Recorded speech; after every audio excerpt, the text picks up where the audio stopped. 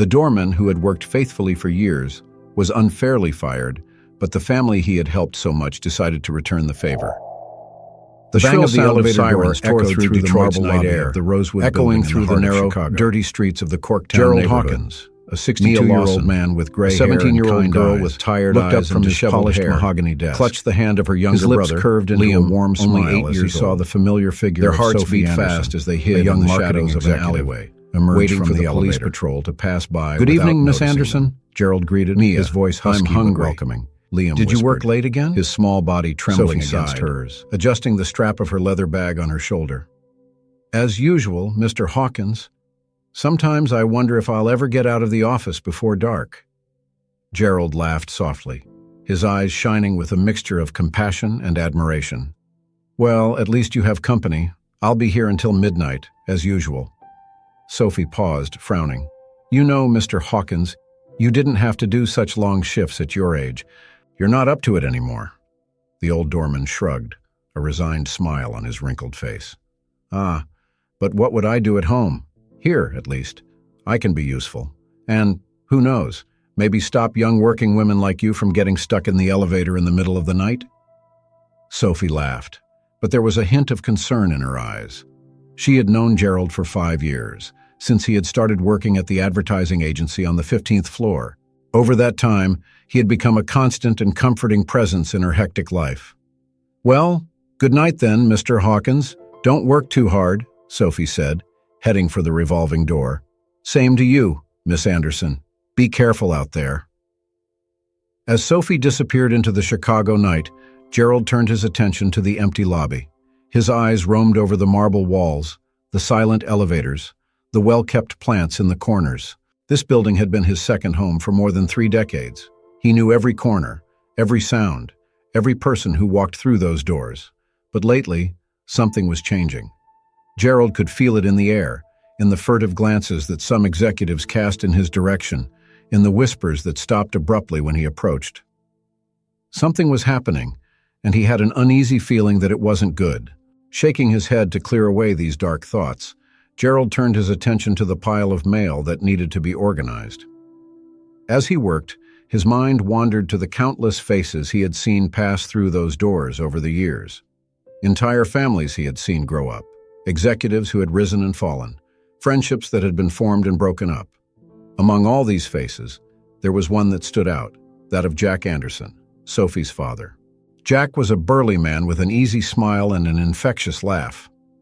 He used to work on the same floor as Sophie, until a sudden illness forced him to take early retirement 2 years ago. Gerald vividly remembered the night Jack took ill in the office. It was he who called the ambulance, who held Sophie's trembling hand while they waited for the paramedics to arrive. And it was he who, over the following weeks, made sure Sophie wasn't left alone for too long, always with a hot cup of coffee and a listening ear when she needed to vent. The sound of footsteps echoing through the empty lobby snapped Gerald out of his reminiscences. He looked up, expecting to see another employee leaving work late. Instead, he saw 3 men in suits approaching his desk. Their faces were serious, almost grim. "Mr. Hawkins?" The man in the middle, whom Gerald recognized as Mr. Patterson, the building manager, spoke up. "May we have a word with you?" Gerald felt a knot forming in his stomach. "Of course, Mr. Patterson. Is there a problem?" Patterson exchanged glances with the other 2 men before speaking again. "Mr. Hawkins, I regret to inform you that your services will no longer be required as of the end of this month." The words hit Gerald like a punch in the gut. "I beg your pardon, I don't understand. Have I done something wrong?" No, Patterson hastened to say, although his tone wasn't particularly convincing. "It's just, well, we're making some changes to the administration of the building, modernizing certain aspects. Unfortunately, this means that some positions will be obsolete." Gerald looked at the 3 men, stunned. Obsolete. The word echoed in his mind. After 30 years of loyal service, he was considered obsolete. But what about my retirement? I'm only 2 years away from qualifying for full benefits," Gerald argued, his voice trembling slightly. Mr. Patterson snorted, visibly uncomfortable.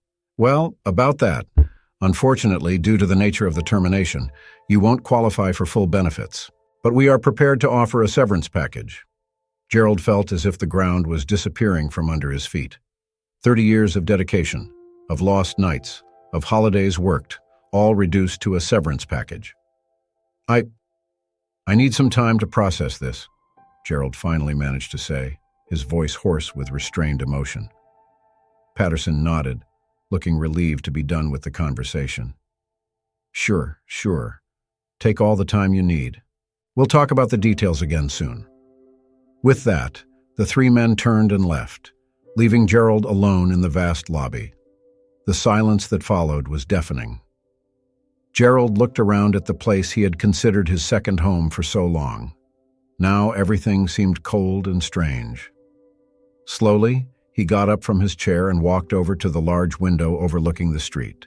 Outside, the city of Chicago was buzzing with life, indifferent to the small drama that was unfolding inside the Rosewood building. Cars passed by, people walked hurriedly, the lights of the neighboring buildings shone against the night sky. Gerald pressed his hand against the cold glass, feeling the weight of his 62 years like never before. What would he do now? How would he pay his bills? How would he look after his wife, Martha, who depended on expensive medication for her arthritis? As these questions plagued his mind, Gerald couldn't help but think of all the people who had passed through those doors over the years. People like Sophie and Jack Anderson, who had become more than just familiar faces. They had almost become family. Would they miss you? Would anyone notice their absence? With a heavy sigh, Gerald returned to his desk. There was still work to be done, correspondence to organize, a building to keep an eye on. For now, he would do what he always did, his job with dignity and dedication. Tomorrow, with all its uncertainties, could wait until dawn. The news of Gerald's dismissal spread through the Rosewood building like fire through dry straw. The next morning, the normally quiet lobby was filled with whispers and sidelong glances. Gerald maintained his dignified posture behind the mahogany desk, greeting the residents with his usual warm smile, but his eyes couldn't completely hide the sadness that consumed him inside. Sophie Anderson arrived early that morning, her face a mask of worry. She approached Gerald's table, ignoring the constant stream of people around her. "Mr. Hawkins," she began, her voice low and urgent. "Is it true? Are they really firing you?" Gerald took a deep breath, his smile faltering for a moment. "I'm afraid so. Miss Anderson, apparently I'm obsolete." The last word came bitterly out of his mouth, a painful reminder of the previous evening's conversation. Sophie frowned, indignation clear in her eyes. "That's ridiculous. You're the heart of this place, Mr. Hawkins. How can they do this?" Gerald shrugged, trying to keep his composure. "Things change, Ms. Anderson. The world moves on, and sometimes it leaves some of us behind." Sophie shook her head, refusing to accept the resignation in his voice. "No, that's not right. There must be something we can do." Before Gerald could reply, the sound of excited voices caught his attention. A group of executives were gathered near the elevators, arguing heatedly. Among them, Gerald recognized Mr. Patterson and the other two men who had delivered the news of his dismissal the night before. "I'm sorry, Ms. Anderson," Gerald said, straightening up. "I seem to have to sort something out." He pushed away from the table, walking towards the group. As he got closer, the voices became clearer. "We can't just replace it with an automated system," one of the executives was saying, his face red with frustration. "It's a question of efficiency," Mr. Patterson argued, although he looked uncomfortable. The board doesn't understand the value of a friendly face, of someone who knows each resident by name," another executive interrupted. Gerald snorted softly, causing all heads to turn in his direction. "Gentlemen, is there a problem?" There was a moment of awkward silence before Mr. Patterson spoke. "It's nothing you need to worry about, Hawkins. Just internal discussions." Gerald nodded slowly, his eyes scanning the faces around him. He knew every one of them, knew their children's names, remembered birthdays and special occasions. He was more than just a doorman. He was a keeper of memories, a living link to the building's past. "If I may," Gerald began, his voice calm but firm. "I'd like to say something." The executives exchanged nervous glances, but no one stopped him. Gerald took a deep breath and continued. "I've worked in this building for 30 years. I've seen children grow into adults. I've seen companies born and flourish. I've been here on happy days and in times of sadness. I'm not here to beg for my job. I'm here to remind you all that a building isn't just concrete and glass. It's made of people, of stories, of connections." His voice shook slightly, but he stood firm. "If the decision has already been made, I accept it. But I ask you to consider carefully what you're losing. It's not just a doorman. He's a part of the soul of this place." A heavy silence fell over the group. Some of the executives looked emotional, others uncomfortable. Mr. Patterson sniffed, avoiding Gerald's gaze. "Your words are moving, Hawkins. But I'm afraid the decision isn't ours to reverse." Gerald nodded, a sad smile on his lips. "I understand. Thank you for listening." He turned to go back to his desk, feeling the weight of the stairs on his back. When he got there, he found Sophie still waiting, her eyes shining with a mixture of admiration and sadness. "Mr. Hawkins," she said softly, "that was incredible." Gerald smiled, feeling suddenly exhausted. "Sometimes, Ms. Anderson, all you can do is speak your truth and hope someone listens." The rest of the day passed in a blur of faces and voices. It seemed that every resident of the Rosewood building had heard about Gerald's impending resignation, and many stopped to express their grief and gratitude. Some brought small gifts, a box of chocolates, a book, a handmade card from a child. Each gesture touched Gerald's heart, reminding him of the impact he had had on these people's lives over the years. As the sun began to set, painting the Chicago sky in shades of orange and pink, Gerald prepared to end his shift. It was then that he noticed a familiar figure limping towards the entrance of the building. "Mr. Anderson," Gerald exclaimed, stepping out from behind his desk to help the older man. Jack Anderson, Sophie's father, smiled tiredly as he leaned on his cane. "Gerald, my friend, I heard the news and had to come and see you in person." Gerald helped Jack into one of the armchairs in the lobby. "You didn't have to bother, Mr. Anderson. I know your health." Jack shook his head, interrupting him. "Nonsense. You were there for me in my worst moments, Gerald. The least I can do is be here for you now."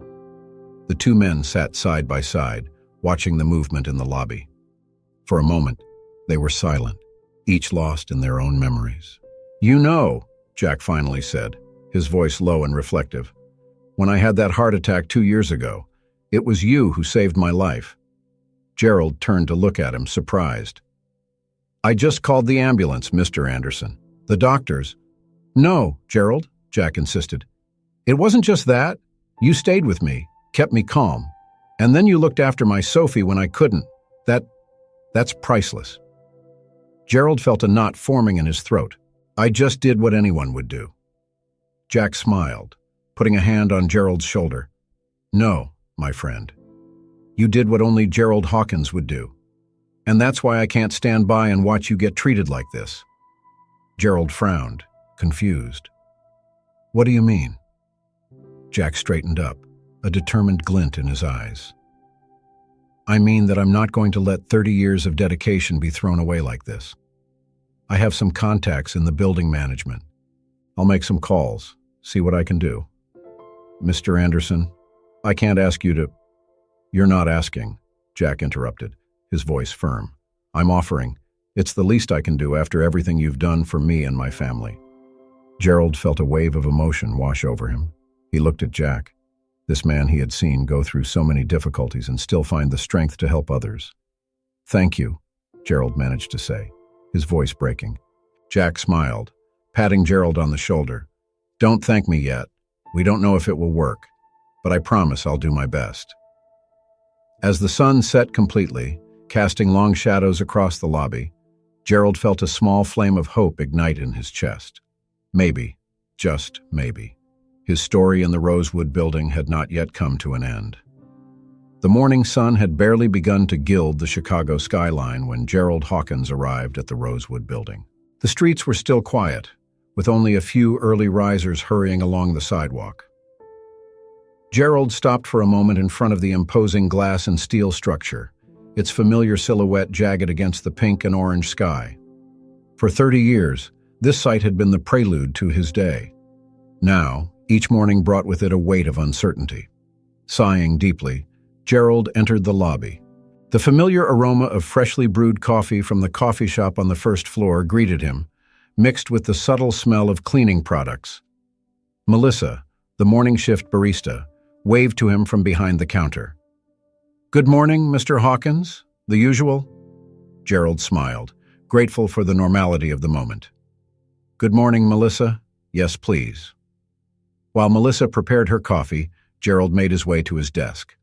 As he approached, he noticed a white envelope carefully placed in the center. His name was written on the front in an elegant handwriting that he didn't recognize. With slightly trembling fingers, Gerald opened the envelope. Inside, he found a letter on the letterhead of the Rosewood building board. His eyes quickly scanned the lines, his heart racing with every word. "Mr. Hawkins," the letter began. "After careful reconsideration and extensive discussions, the Rosewood Building Board has decided to review its position regarding your employment situation." Gerald had to lean on the table, feeling his legs go weak. The letter went on to detail a proposal to keep him in a newly created position of Resident Relations Coordinator.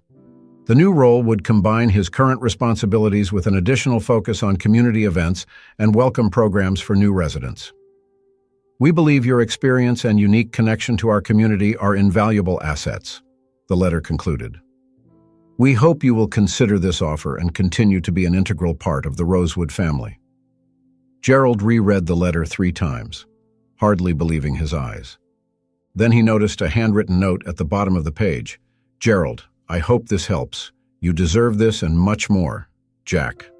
A broad smile spread across Gerald's face. Jack Anderson had kept his promise, and in a way that Gerald could never have imagined. "Mr. Hawkins?" Melissa's voice brought him back to reality. "Your coffee is ready."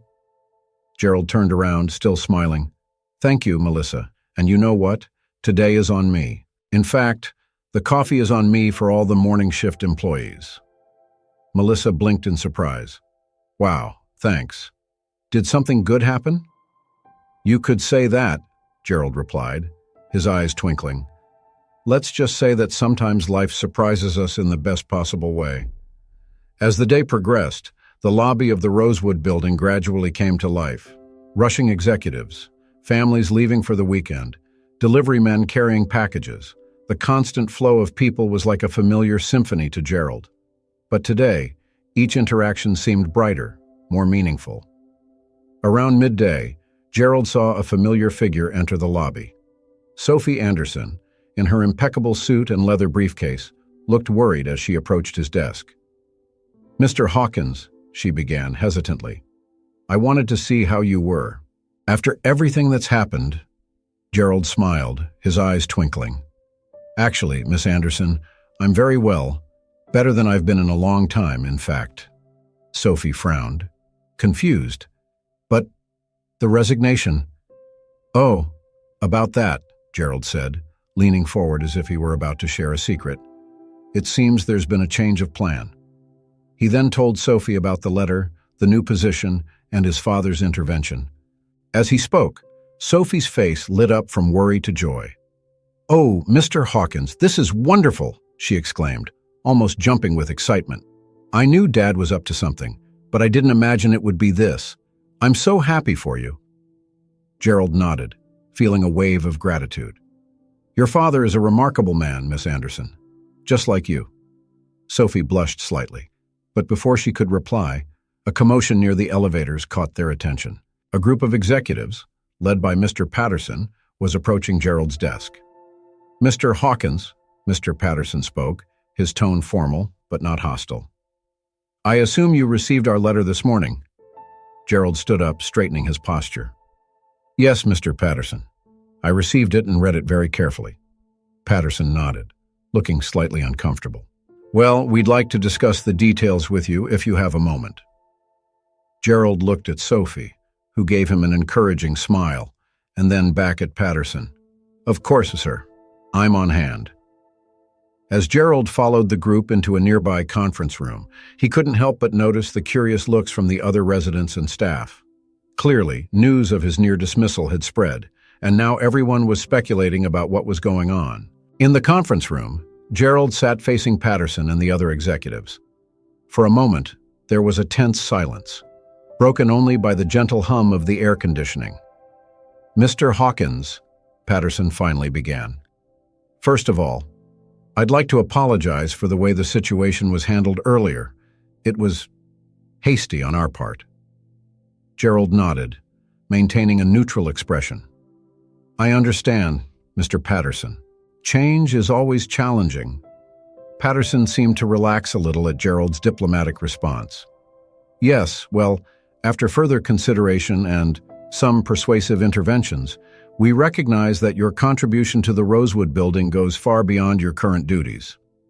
Another executive, a woman Gerald recognized as Ms. Larson from the HR department, leaned forward. The new position we're proposing, Mr. Hawkins, is an attempt to capitalize on your unique skills and in-depth knowledge of our community. Gerald listened attentively as they outlined the responsibilities of the new position. In addition to his usual duties, he would be responsible for organizing community events, creating welcome programs for new residents, and acting as a kind of ambassador for the Rosewood building. Essentially, Patterson concluded, we want you to be the face and heart of this building, Mr. Hawkins. Something that, frankly, you've been for years. Gerald felt a wave of emotion run through him. He thought of all the years he had spent in this building, all the lives he had touched, all the stories he had witnessed.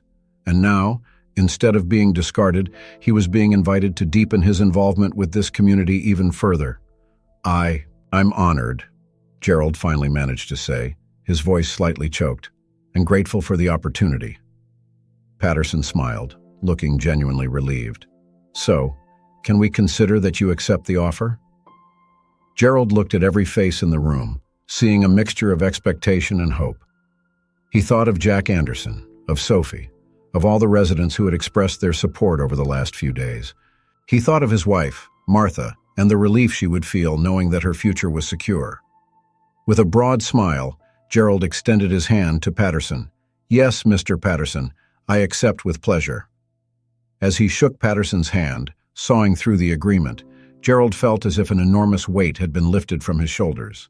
The waves of change that had threatened to engulf him were now taking him into a new and exciting chapter of his life.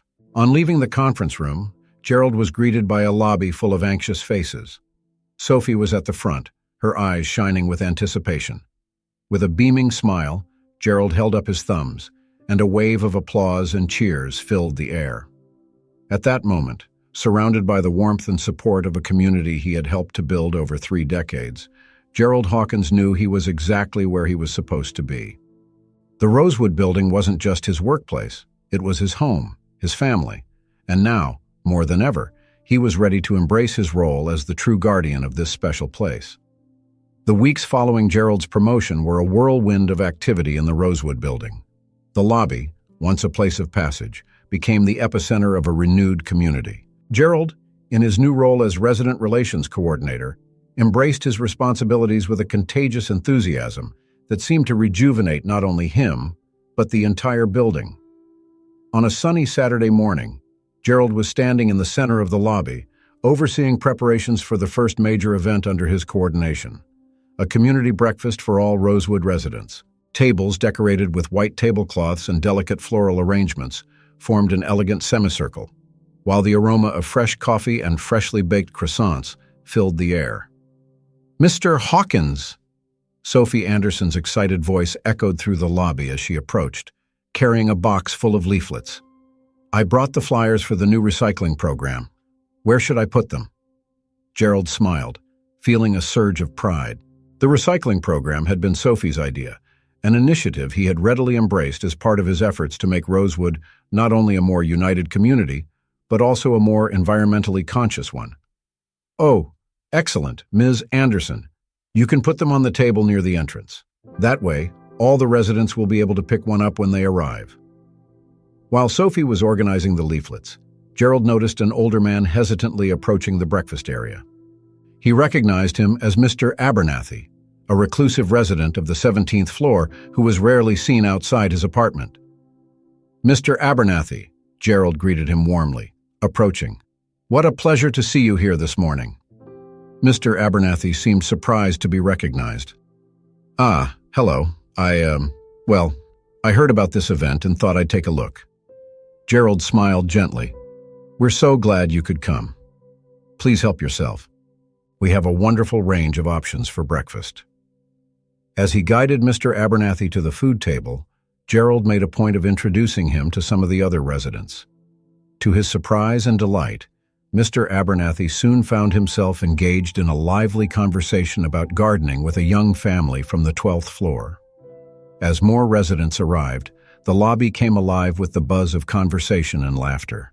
Gerald circulated among the groups, making sure everyone felt welcome and introducing neighbors who, despite having lived in the same building for years, had never really met. In one corner, he noticed Jack Anderson, leaning on his cane, chatting animatedly with a group of executives. Seeing Gerald, Jack waved, a proud smile on his face. "Gerald, my friend," Jack called out. "Come here a moment."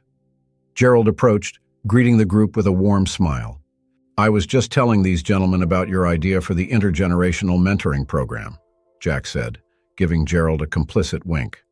The mentoring program was a project that Gerald had been quietly developing. The idea was to connect Rosewood's older and more experienced residents with the younger ones, creating opportunities for mutual learning and strengthening community ties.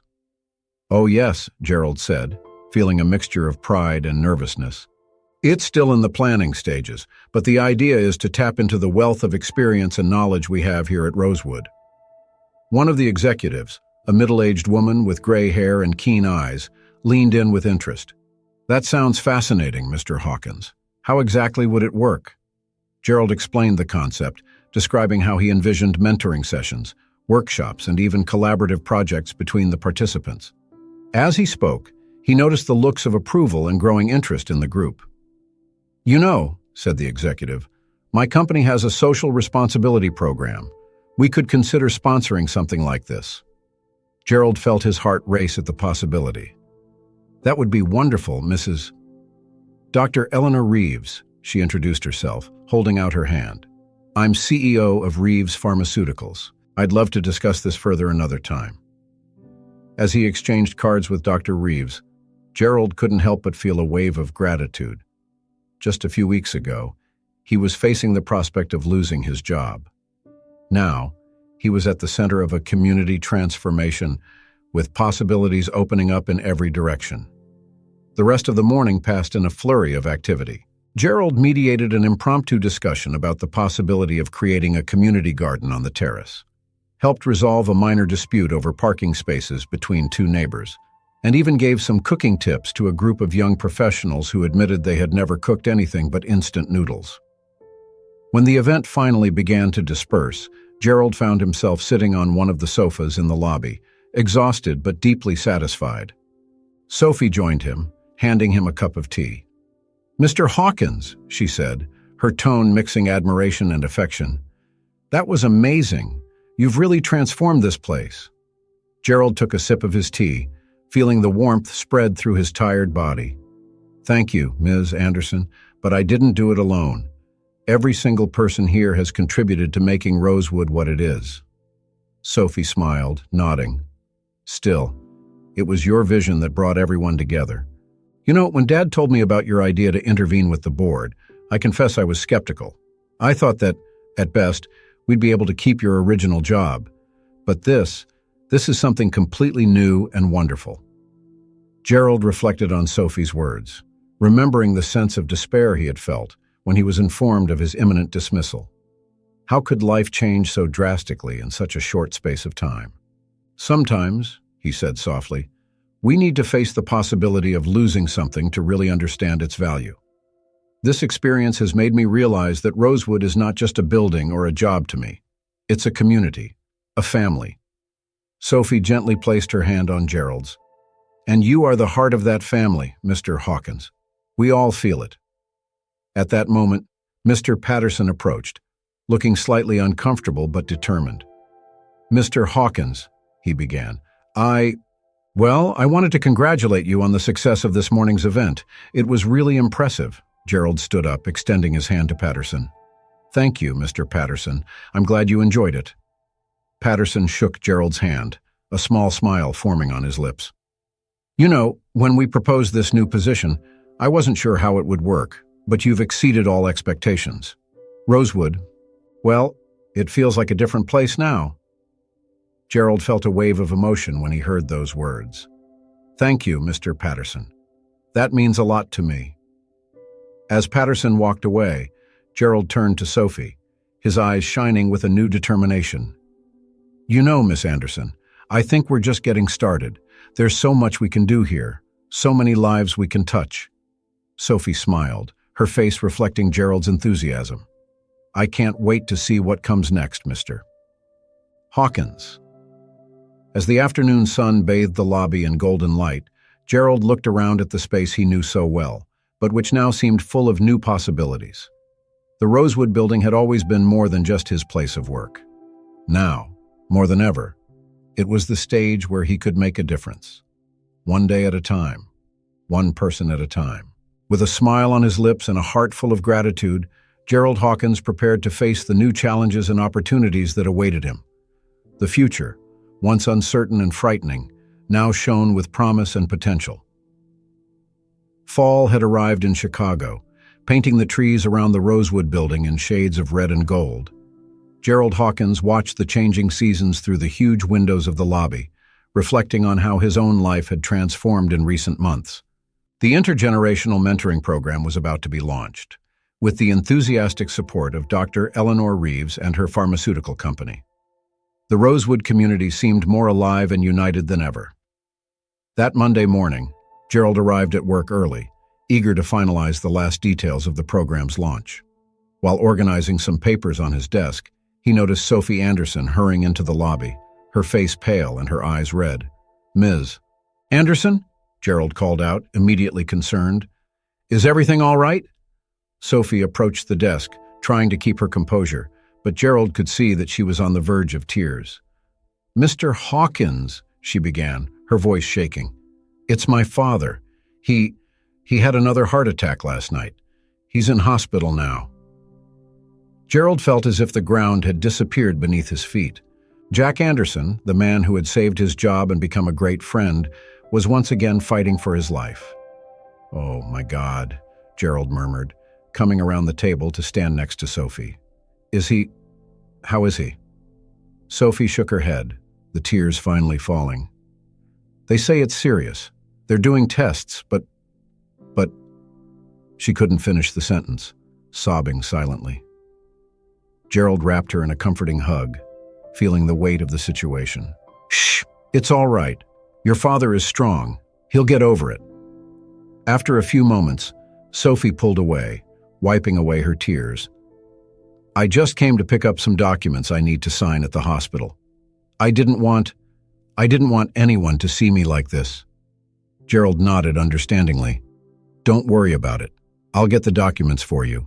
Which floor? 15th floor, room 1502, Sophie replied gratefully. As Gerald made his way to the elevator, his mind was in turmoil. Jack Anderson wasn't just Sophie's father or the man who had saved her job. He was a pillar of the Rosewood community, respected and loved by all. The news of his condition would be a blow to many. Returning with the documents, Gerald found Sophie sitting in one of the armchairs in the lobby, looking small and vulnerable.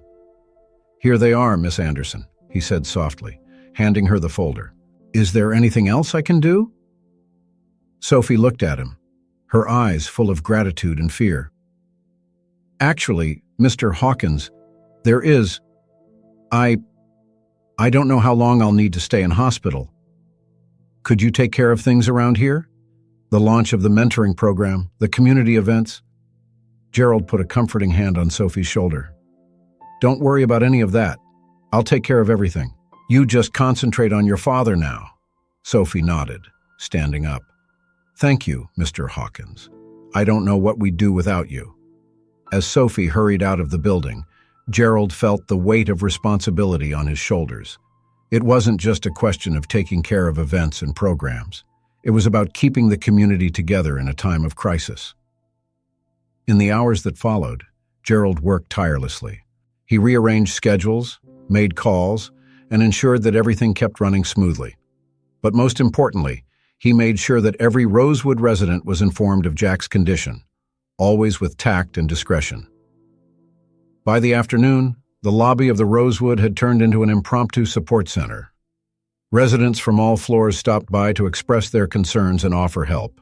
Gerald coordinated everything, from organizing meals to be sent to the hospital to creating a big get-well card signed by everyone. It was in the middle of this whirlwind that Mr. Patterson appeared, looking worried. "Hawkins," he called out, gesturing for Gerald to follow him to a quieter corner. "I've just heard about Jack Anderson. It's a difficult situation." Gerald nodded gravely. "Yes, sir. We're all very worried." Patterson sniffed, looking uncomfortable. "Look, I know you're doing a great job keeping everything under control, but, well, the board is a little worried." Gerald frowned. "Worried? What exactly?" "About the impact this could have on the morale of the residents," Patterson explained. "And with the mentoring program. Dr. Reeves and her company are important partners. If the launch is postponed or canceled..." Gerald felt a wave of indignation rise in his chest. "Mr. Patterson, with all due respect, we're talking about a man's life here, a man who has given so much to this community." Patterson raised his hands defensively. "I understand, Hawkins. Believe me, I care too. But we have to think of the bigger picture. Rosewood is a business after all." For a moment, Gerald was speechless. How could anyone think about business at a time like this? But then he remembered something Jack had once told him. "Sometimes, Gerald, compassion is the best business of all." Taking a deep breath, Gerald looked directly into Patterson's eyes. "Mr. Patterson, I understand your concerns, but let me tell you something. What we're doing here today is exactly what makes Rosewood special. It's not just a building or a business, it's a community. And communities come together in difficult times." Patterson seemed surprised by the firmness in Gerald's voice. "What about the mentoring program? Dr. Reeves?" "Dr. Reeves will understand," Gerald interrupted softly. "Actually, I have an idea. Why don't we turn the launch of the program into something more meaningful?" Over the next few minutes, Gerald explained his vision, an event that would not only launch the mentoring program, but also celebrate Rosewood's community spirit, an event that would honor Jack Anderson and everything he stood for. As he spoke, Gerald could see Patterson's expression changing from concern to something that looked almost like admiration. "You know, Hawkins," Patterson finally said, "when we created this position for you, we had no idea how much you would really understand the heart of this place. Make it happen. You have my full support." With a firm handshake, Patterson walked away, leaving Gerald with a new mission. He looked around the lobby, at the worried but united faces of the Rosewood residents. There was a lot of work to be done, but he knew he wasn't alone. That evening, long after most of the residents had retired, Gerald was still at his desk, making calls and organizing plans. His phone rang, and he quickly picked it up when he saw Sophie's name on the display. "Miss Anderson, any news?" Sophie's voice sounded exhausted, but there was a touch of relief in it. "Mr. Hawkins, the doctors say he's stable. He's not out of the woods yet, but there's hope." Gerald closed his eyes, feeling a wave of relief wash over him. "That's wonderful, Miss Anderson.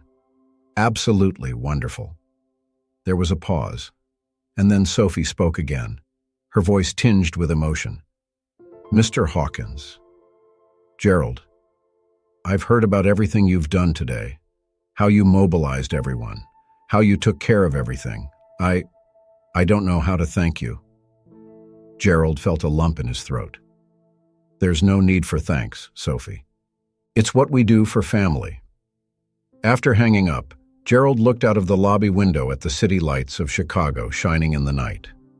The unexpected storm that had hit the Rosewood community had revealed its true strength. And although the days ahead were still uncertain, Gerald knew that, together, they would face any challenge that came their way. With one last look at the silent lobby, Gerald grabbed his coat and prepared to go home. Tomorrow would be another day, full of challenges and possibilities, and he would be ready to face them, not just as the resident relations coordinator, but as the guardian of Rosewood's heart. The autumn sun cast long shadows across the lobby of the Rosewood building as Gerald Hawkins carefully adjusted the latest flower arrangement. The space, normally a place of passage, had been transformed into something extraordinary. Colorful banners hung from the ceiling, elegantly decorated tables formed a semicircle, and a large banner proclaimed Rosewood Community Celebration, launch of the intergenerational mentoring program. Gerald took a step back, admiring the result of weeks of intense planning. Tonight's event wasn't just the launch of a program. It was an affirmation of the spirit of community that defined Rosewood. "Mr. Hawkins?" A familiar voice snapped him out of his thoughts. Gerald turned to see Sophie Anderson standing there, a tired but genuine smile on her face. "Miss Anderson, it's so good to see you," Gerald exclaimed, moving to greet her. "How's your father?" Sophie sighed, a mixture of relief and concern in her voice. "He's getting better. The doctors say he'll be able to go home next week. He still has a long way to go, but he's stubborn." Gerald smiled, remembering Jack's determination. "I'm glad to hear he's getting better." Sophie looked around the lobby, her eyes widening in surprise. "Wow, Mr. Hawkins, that's incredible. I can't believe you managed to organize all this while taking care of so many other things." Gerald felt a surge of pride, not for himself, but for the community that had come together. "It wasn't just me, Miss Anderson. Everyone helped. It's amazing to see how people pull together in difficult times." Sophie nodded, her eyes shining with unshed tears. "Dad would be so proud to see that. He always said that Rosewood was more than just a building." "And he was right," Gerald agreed softly. "Your father is a big part of what made this place special." Before Sophie could reply, Mr. Patterson's voice echoed through the lobby. "Hawkins, oh, and Ms. Anderson, how nice to see you back." Patterson approached, his face a mixture of nervousness and anticipation. "It's almost time. Dr. Reeves will be here any minute. Is everything ready?" Gerald nodded confidently. "Everything is in order, Mr. Patterson. Don't worry." As Patterson walked away to check a few last details, Sophie turned to Gerald, a curious expression on her face. "Mr. Hawkins, there's something different about you. You seem more confident, more at ease in command." Gerald reflected for a moment. "You know, Miss Anderson, I think I've learned a lot in the last few months, about leadership, about community, about myself. Your father taught me that sometimes we have to face storms to find out what we're really capable of." Sophie smiled, putting a hand on Gerald's arm. "Well, you've certainly proved yourself capable of a lot. Thank you for everything you've done." The doors of the Rosewood building opened, and the first guests began to arrive. Gerald greeted each one by name, exchanging smiles and words of welcome. Residents from all floors, of all ages and professions, gathered in the lobby, creating a lively buzz of conversation. Dr. Eleanor Reeves arrived shortly after Sue, her elegant bearing contrasting with the genuine warmth of her smile. "Mr. Hawkins," she greeted, extending her hand. "That's really impressive. When you called me to explain the changes to the event, I was puzzled. Now I see I was right to trust your vision." Gerald shook her hand, feeling a wave of gratitude. "Thank you for your understanding and support, Dr. Reeves. This event is about much more than just a mentoring program. It's about celebrating the spirit that makes Rosewood unique." Dr. Reeves nodded, her eyes scanning the gathered crowd. "You know, Mr. Hawkins, in my years in business, I've learned that the best partnerships are those based on shared values. What I see here tonight, well, it reaffirms my decision to support this program." As the evening progressed, Gerald watched the interactions around him with growing excitement. Young professionals chatted animatedly with older residents, exchanging stories and insights. Children ran between the tables, their laughter echoing through the lobby. In one corner, A group of teenagers listened attentively as a gray-haired man explained the basics of investing. In the middle of it all, Gerald saw Mr. Patterson talking to a group of locals, his usual serious countenance replaced by a genuine smile. Noticing Gerald looking in his direction, Patterson gestured for him to come closer. "Hawkins," Patterson began as Gerald joined the group, "I was just telling these gentlemen about how you turned the original idea of the mentoring program into something much bigger." Gerald felt his cheeks blush slightly. "Well, it was a joint effort, Mr. Patterson. Everyone here contributed." One of the residents, a gentleman Gerald recognized as Mr. Abernathy, the former 17th floor inmate, spoke up. "It may have been a joint effort, Mr. Hawkins were, but it was your leadership that brought us together. You know, I lived in this building for 15 years and barely knew my neighbors. Now, thanks to you, I feel like I'm part of a real community." Mr. Abernathy's words touched Gerald deeply. He looked around at the smiling, excited faces and felt a wave of emotion wash over him. This was the Rosewood he had always known could exist. Not just a building, but a home, a family. The sound of cutlery clinking against glasses caught everyone's attention. Sophie was standing near the center of the lobby, a microphone in her hand. "Good evening, everyone," she began, her voice clear and strong. "On behalf of my father, Jack Anderson, who unfortunately can't be here tonight, I'd like to welcome you all to this celebration of the Rosewood community." A murmur of approval went through the crowd, and Sophie continued. "Many of you know that my father has been through some difficult times recently. What you may not know is how deeply the response of this community has touched him. Every card, every meal sent, every kind word, it all showed the true spirit of Rosewood." She paused, her eyes meeting Gerald's. "And no one embodies that spirit more than the man who made this evening possible, Gerald Hawkins. Would you join me here?" Surprised, Gerald moved forward, feeling all eyes on him.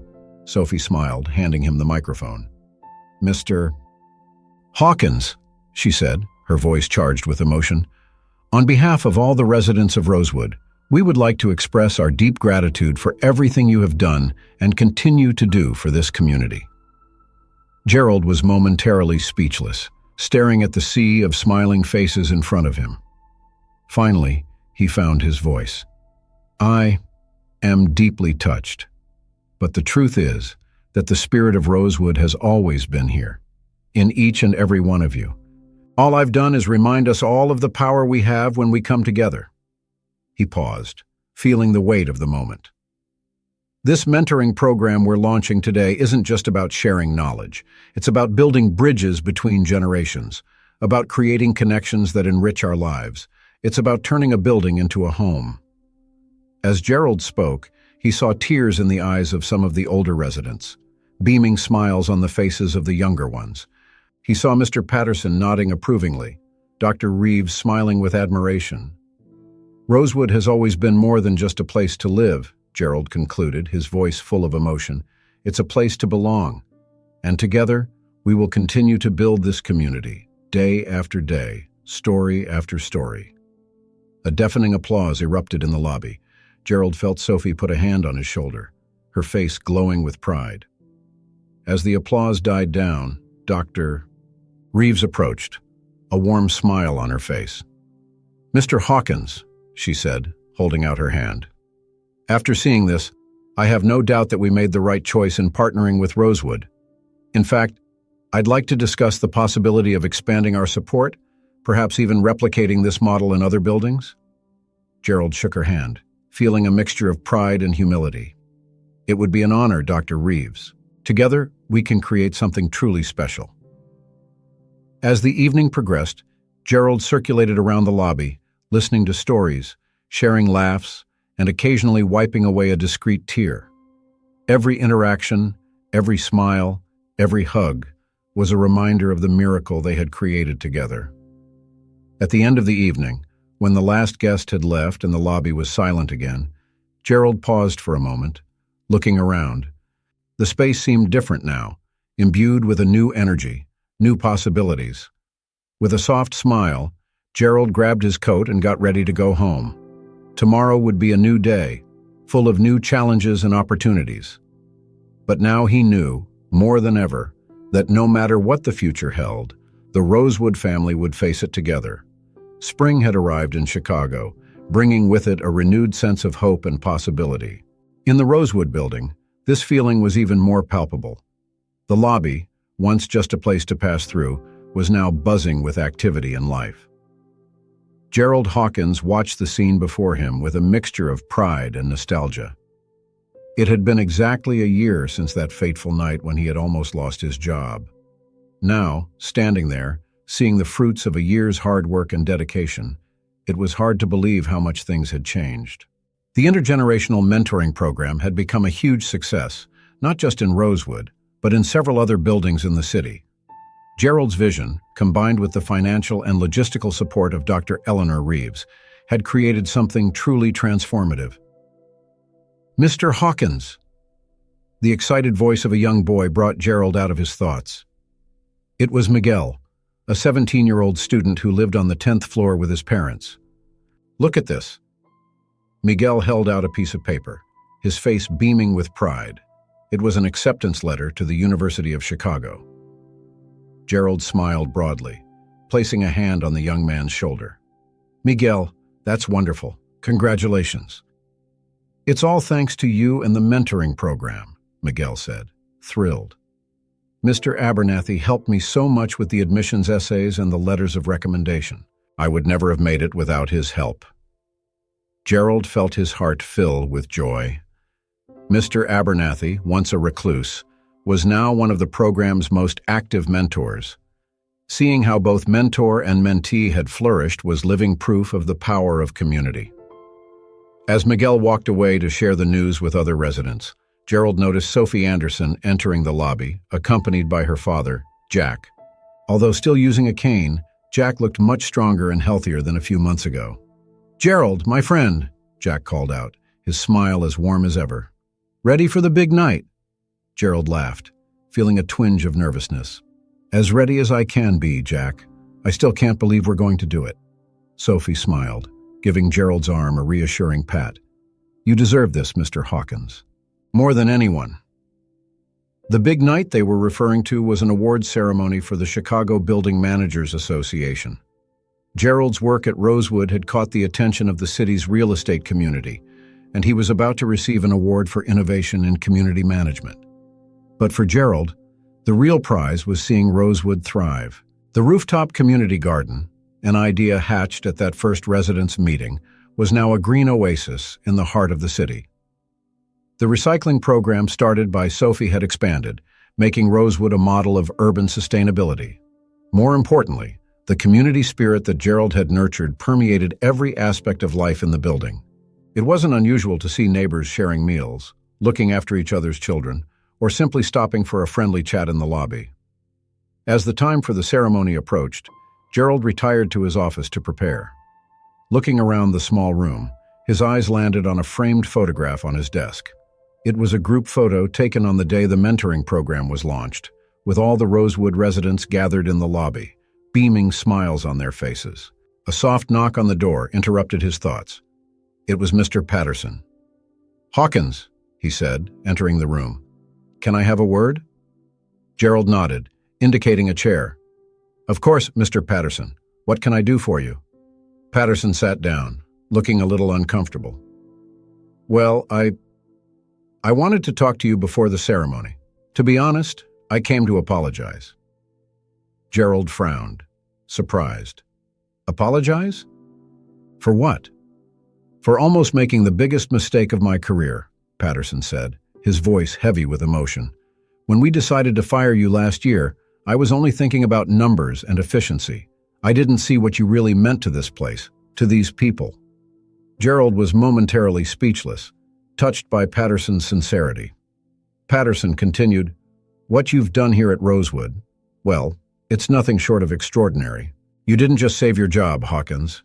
You've reminded us of the true meaning of community." Gerald felt a lump in his throat. "Thank you, Mr. Patterson. That means a lot to me. But the truth is that I didn't do anything alone. Every single person in this building has contributed to making Rosewood what it is today." Patterson smiled, holding out his hand. "That's exactly why you deserve this award, Hawkins. Your humility and your ability to bring people together are what make you special." As he shook Patterson's hand, Gerald reflected on what an incredible journey the last year had been. From the depths of despair to the heights of recognition, every moment had been a lesson in perseverance, compassion, and the power of community. The award ceremony was an emotional event. The auditorium was packed, not only with real estate professionals, but also with dozens of Rosewood residents who had come to support Gerald. When his name was announced, Gerald took to the stage to a standing ovation. Looking out into the audience, he saw familiar faces: Sophie and Jack Anderson, Mr. Abernathy, Miguel and his family, Dr. Reeves, and so many others who had become more than just neighbors, but a real family. "This award," Gerald began his speech, his voice breaking with emotion, "is not mine alone. It belongs to every resident of the Rosewood building, to every person who believed that a building could be more than just concrete and glass, but a real home." He paused, his eyes scanning the audience. "A year ago, I was about to lose my job. Today, I'm here not just as an employee, but as part of a community that has redefined the meaning of urban home." Gerald continued, sharing stories of Rosewood, the mentoring program, the community garden, the countless small acts of kindness that had transformed the building. With every word, he could see the audience's eyes light up, inspired by the vision of a truly united community. "What we've learned at Rosewood," Gerald concluded, "is that the true value of a home is not in its walls or its address, but in the people who inhabit it and the bonds we create with each other. This award is a celebration of that community spirit, and I hope it inspires others to see the potential for transformation in their own buildings and neighborhoods."